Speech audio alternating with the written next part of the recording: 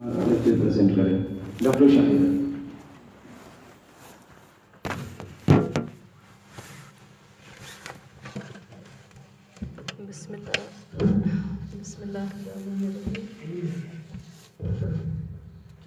मौजूद नाज़रीन, principal sir professor doctor Shakeel Raina sir, professor Salim sir, professor Shamim आज़ाद sir और मुअज़्ज़ज़ कलीग्स, अस्सलामु अलैकुम वरहमतुल्लाहि वबरकातुहू। हज़ारों साल नरगिस अपनी बेनूरी पे रोती है, हज़ारों साल नरगिस अपनी बेनूरी पे रोती है, बड़ी मुश्किल से होता है चमन में दीदार पैदा। तो ये शेर पढ़ते ही या सुनते ही एक ऐसी मल्टी डायमेंशनल शख्सियत आंखों के सामने आ जाती है जिसका नाम आप सब जानते हैं, शेखुल आलम रहमतुल्लाह अलैह। तो उनकी मल्टी डायमेंशनल शख्सियत पर बात करना, उनके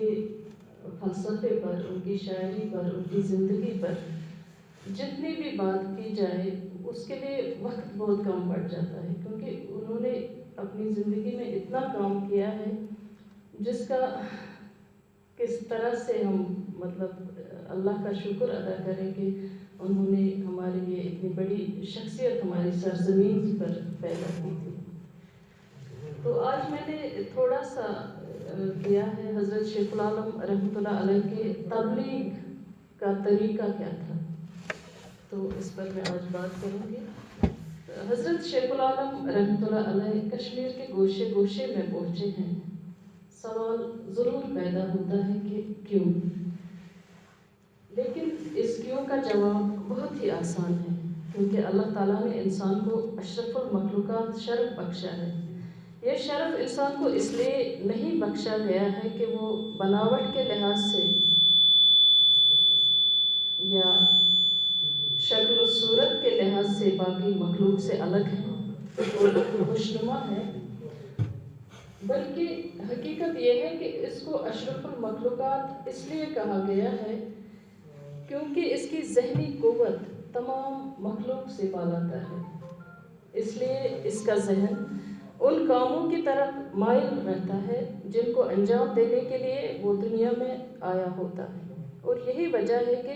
हज़रत शेखुल आलम रहमतुल्लाह अलैह ने जो अजीम काम अंजाम दिया, उससे पहले उन्होंने वो तरीका ज़रूर सोच के रखा होगा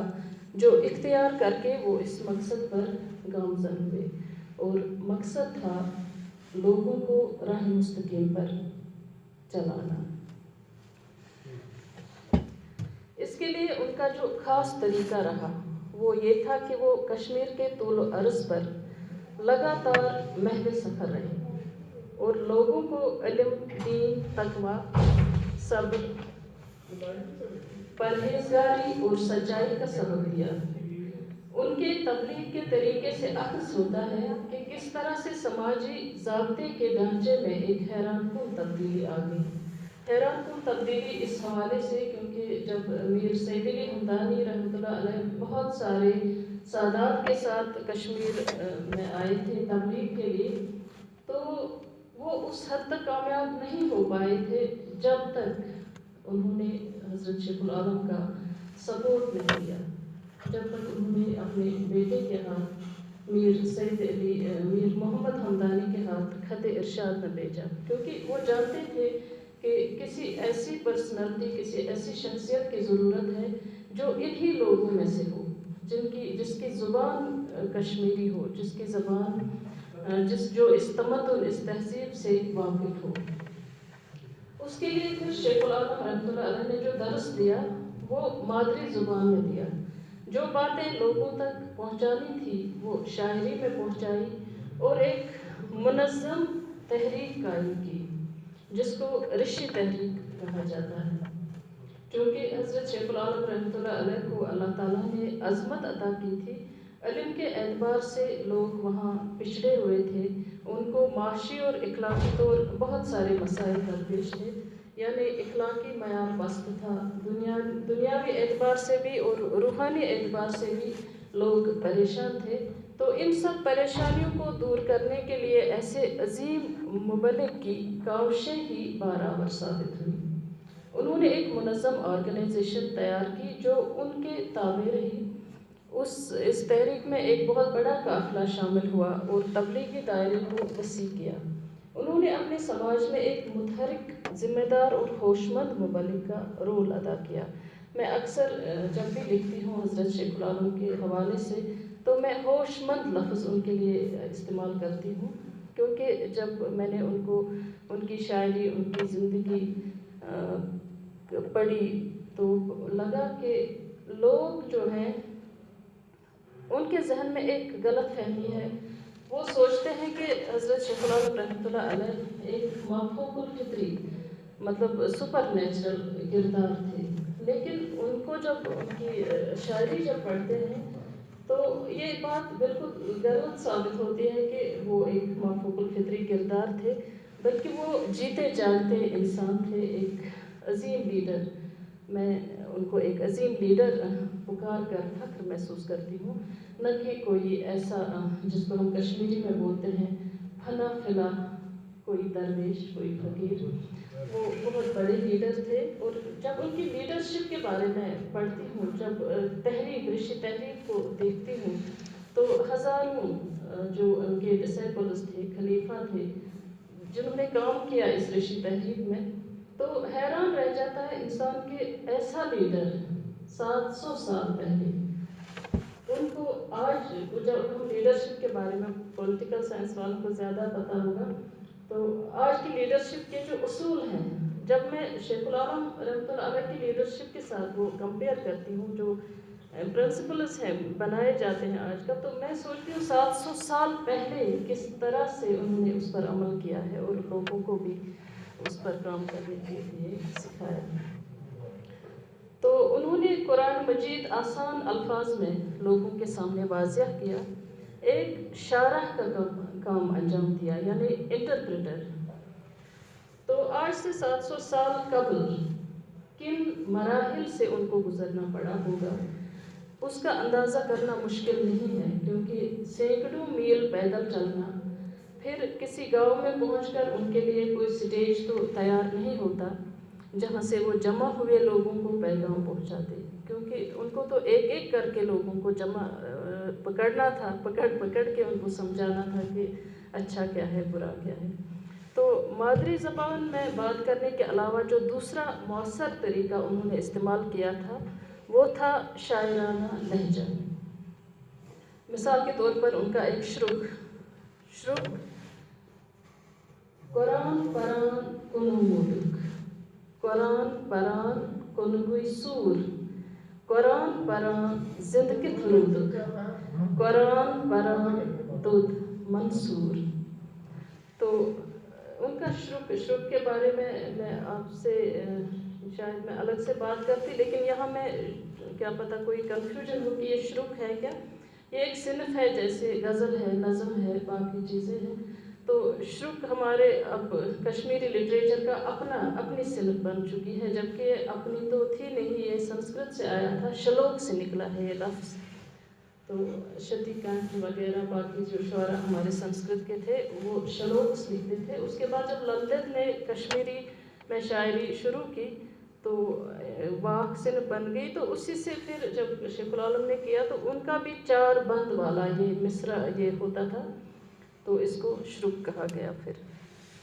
کیونکہ ان کا مقصد صرف بات کہنا نہیں تھا بلکہ لوگوں کو اس بات پر عمل بھی کروانا تھا، اور عمل تبھی ہوتا جب بات سمجھ بھی آتی اور یاد بھی رہتی۔ تو ان کی یہ مجبوری بھی تھی کہ وہ شاعرانہ لہجے میں ہی بات کرتے، جو ان کی زبان سے نکلتا لوگ دلچسپی سے سنتے اور یاد بھی رکھتے، کیونکہ جو بات ہم نثر میں سنتے ہیں، جو تعلیم ہم نثر میں پاتے ہیں، اس سے زیادہ بڑھ کر جو یاد رہتا ہے وہ نظم میں ہی یاد رہتا ہے۔ انہوں نے گاؤں گاؤں جا کر لوگوں کو زندگی کا وہ سلیقہ سکھایا جس میں ادب، اخلاق، نرمی، انسانیت، فہم اور دینداری چھلک رہی تھی۔ انہوں نے ہر جگہ تربیت گاہ قائم کیے جن کو مقام کہا جاتا ہے، اور ان تربیت گاہوں پر ان کے خلیفہ کام کرتے تھے۔ ان پر کیسے کام ہوتا تھا یہ بہت اس میں ٹائم لگے گا، تو وہ میں الگ سے آپ کو کبھی بتاؤں گی کہ کس طرح سے ان تربیت گاہوں میں کام ہوتا تھا، اور شیخ العالم ان سارے تربیت گاہوں پر نظر رکھتے تھے۔ جب میں پورا کشمیر میں گھومی، ان کے جہاں جہاں ان کی زیارت ہیں، ان کی وہ کیوز ہیں جہاں انہوں نے عبادت کی ہے، تو جس گاؤں میں جاتی تھی وہاں ایک ہی لفظ میں پہلے سنتی تھی کہ ہمارے گاؤں میں شیخ العالم رحمۃ اللہ علیہ 12 سال رہے ہیں۔ تو جب میں کشمیر کے سینکڑوں گاؤں میں گئی تو ہر گاؤں میں وہ 12 سال رہے ہیں، میں پریشان ہو گئی کہ اتنی لمبی عمر تھی کیا ان کی۔